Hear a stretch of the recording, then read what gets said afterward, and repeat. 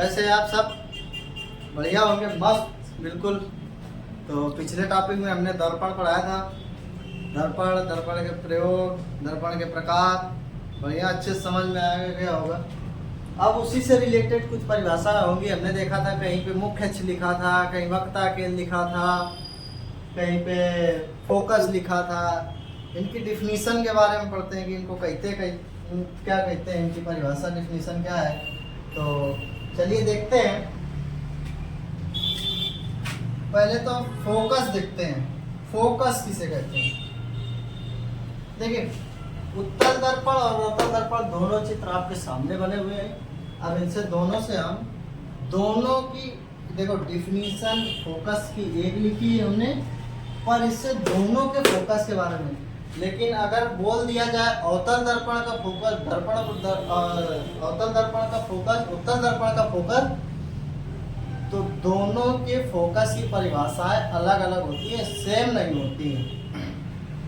तो उत्तल दर्पण के लिए हम अगर मुख्य अक्ष की फोकस बनाएंगे, मुख्य अक्ष मतलब यानी मुख्य अक्ष नहीं, फोकस की परिभाषा बता रहे हैं। तो उत्तल दर्पण के लिए फोकस की परिभाषा क्या होगी? इसके लिए मुख्य, ये हमारा क्या है? मुख्य अक्ष, ये ध्रुव से यानी पी से, पोटेंशियल यानी ध्रुव, हाँ पी यानी ध्रुव से जा रही है। पोल यानी ध्रुव होता है ना, पोटेंशियल अलग होता है, वो आगे बताएंगे। ये पोल होता है यानी ध्रुव। तो मुख्य अक्ष के समांतर चलने वाली प्रकाश किरणें परावर्तन के पश्चात जिस बिंदु पर मिलती हुई प्रतीत होती है वो क्या कहलाता है? हमारा उत्तल दर्पण का फोकस। उत्तल दर्पण का कोई पूछे तो मिलती हुई प्रतीत होती है, तो अगर अवतल दर्पण का कोई पूछे तो क्या होगा? मिलती हुई या मिलती हुई नहीं, मिलती है। यानी मुख्य अक्ष के समांतर चलने वाली प्रकाश किरणें दर्पण से यानी अवतल दर्पण से परावर्तन के पश्चात जिस बिंदु पर मिलती है वह बिंदु क्या कहलाता है? फोकस कहलाता है। क्या कहलाता है? फोकस कहलाता है। मुख्य अक्ष, बार बार नाम ले रहे हैं। मुख्य अक्ष के समांतर चलने वाले मुख्य अक्ष क्या है? मुख्य अक्ष हमारा क्या होता है? पोल यानी ध्रुव से सेंटर को मिलाने वाली रेखा क्या कहलाती है? मुख्य अक्ष।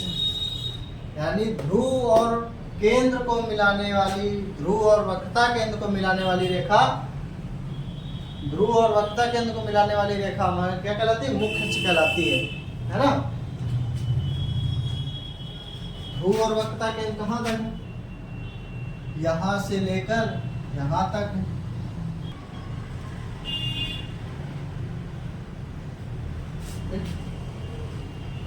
चलो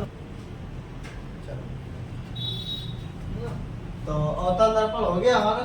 तो अवतल दर्पण के लिए मुख्य फोकस की परिभाषा क्या होगी? बता दिया। अब मुख्य अक्ष, इसमें भी वही होगा।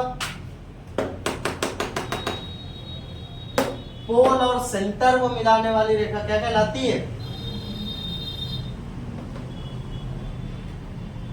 मुख्य अक्ष। यानी ध्रुव और वक्रता केंद्र को मिलाने वाली रेखा हमारा क्या कहलाती है? मुख्य अक्ष कहलाती है। जो बार बार नाम ले रहे थे, मुख्य अक्ष होता क्या है?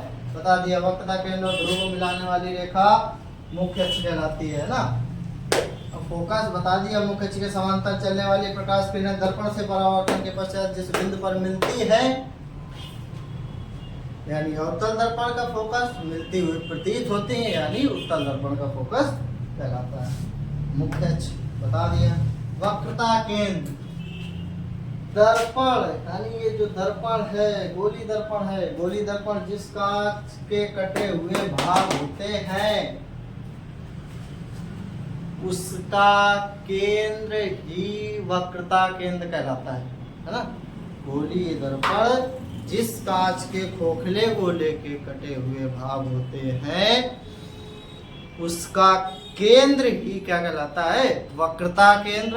और दूसरी डिफिनीशन हम इस प्रकार से दे सकते हैं, जब कोई प्रकाश किरण परावर्तन के पश्चात बिना परिवर्तित हुए अपने मार्ग में वापस लौट जाती है तो वह बिंदु कौन सा होता है? वक्रता केंद्र। यानी वक्रता केंद्र से ये हमारा प्रतिबिंब बनाने के लिए बहुत उपयोगी रहता है।